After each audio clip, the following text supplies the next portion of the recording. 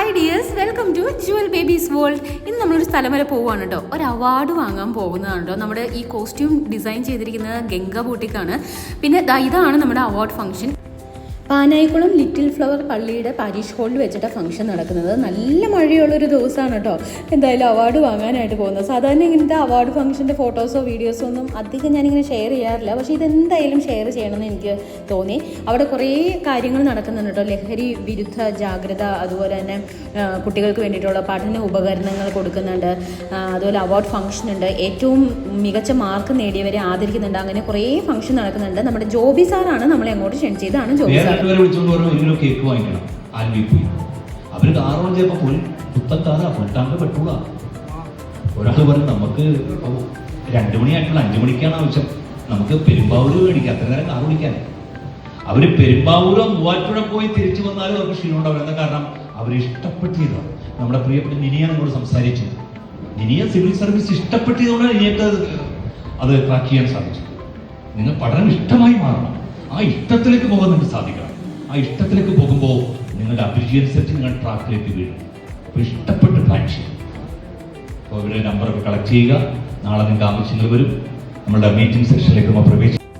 നിരവധി പ്രമുഖ വ്യക്തിത്വങ്ങളാണ് അവിടെ അണിനിരുന്നത് കേട്ടോ. വേദിയിൽ ഇത്തവണത്തെ സിവിൽ സർവീസ് നേടിയെടുത്ത നിനിയ ഉണ്ടായിരുന്നു. അതുപോലെ തന്നെ ലിറ്റിൽ ഫ്ലവറിൻ്റെ വികാരി അച്ഛനുണ്ടായിരുന്നു. അതുപോലെ തന്നെ ജനമൈത്രി പോലീസ് സന്നിഹിതനായിരുന്നു. അതുപോലെ ഡോക്ടേഴ്സ് ഉണ്ടായിരുന്നു. അങ്ങനെ നിരവധി പ്രമുഖർ പങ്കെടുത്ത ഒരു വേദിയായിരുന്നു. അതുപോലെ തന്നെ കുട്ടികളും മാതാപിതാക്കളുമായിട്ടൊരു വലിയ ക്രൗഡ് തന്നെ അവിടെ ഉണ്ടായിരുന്നു. കുട്ടികൾക്കും മാതാപിതാക്കൾക്കും വേണ്ടിയിട്ടുള്ളൊരു ജാഗ്രതാ സദസ്സ്, അത് ലഹരിക്കെതിരെ നമ്മൾ പോരാടാൻ വേണ്ടിയിട്ടുള്ളൊരു ജാഗ്രത, അതുപോലെ തന്നെ പ്രതിജ്ഞ എടുത്തു. പിന്നെ അതിനുശേഷമാണ് കുട്ടികൾക്ക് വേണ്ടിയിട്ടുള്ള അവാർഡ് ദാന ചടങ്ങ് നടന്നത്. അവിടെ എത്തിച്ചേർന്ന പ്രമുഖരായ വ്യക്തിത്വങ്ങളോടൊപ്പം ഞാനും ചേർന്നാണ് തിരി തെളിയിച്ചുകൊണ്ട് ഈ ഒരു സമ്മേളനത്തിന് ഉദ്ഘാടനം നിർവഹിച്ചത്.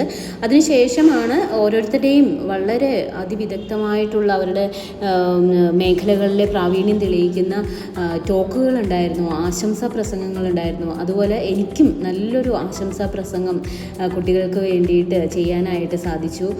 അതിൻ്റെ ഒന്നും ഫുൾ വീഡിയോ നമ്മുടെ കയ്യിലില്ല കേട്ടോ. ഉള്ള വീഡിയോസുകൾ ഞാൻ ഷെയർ ചെയ്യാമെന്ന് വിചാരിക്കും.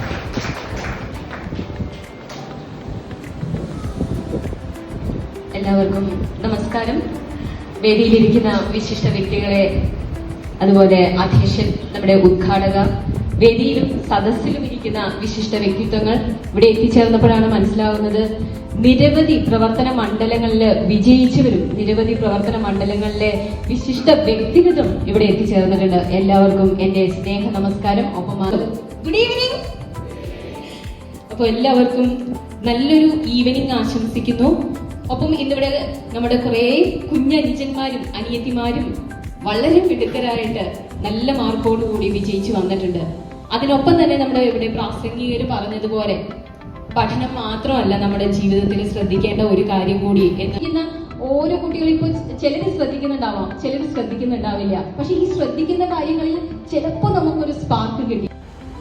ഔട്ട്സ്റ്റാൻഡിംഗ് പേഴ്സണാലിറ്റി അവാർഡാണ് എനിക്ക് ലഭിച്ചത്. ലിറ്റിൽ ഫ്ലവർ ചർച്ചിൻ്റെ വികാരി അച്ഛനാണ് നമുക്കത് തന്നത്. അതുപോലെ തന്നെ നിരവധി വ്യക്തിത്വങ്ങൾക്കുള്ള അവാർഡുകളും ഇവിടെ ലഭ്യമാക്കിയിരുന്നു. എന്തായാലും ഒത്തിരി സന്തോഷം നിറഞ്ഞ ഒരു ദിവസം കൂടിയായിരുന്നു. A+ വാങ്ങി മുന്നേറിയ ഒത്തിരി കൂട്ടുകാർക്ക് അവാർഡുകൾ വിതരണം ചെയ്യാനും സാധിച്ചു എന്നുള്ളൊരു വലിയൊരു കാര്യം തന്നെയാണ്. എന്നെ ഈ ഫംഗ്ഷനിലേക്ക് ക്ഷണിച്ച നമ്മുടെ ജോബി സാറിന് ഒരു സ്പെഷ്യൽ താങ്ക്സ്. അപ്പോൾ എല്ലാവർക്കും thank you so much. Tata, by.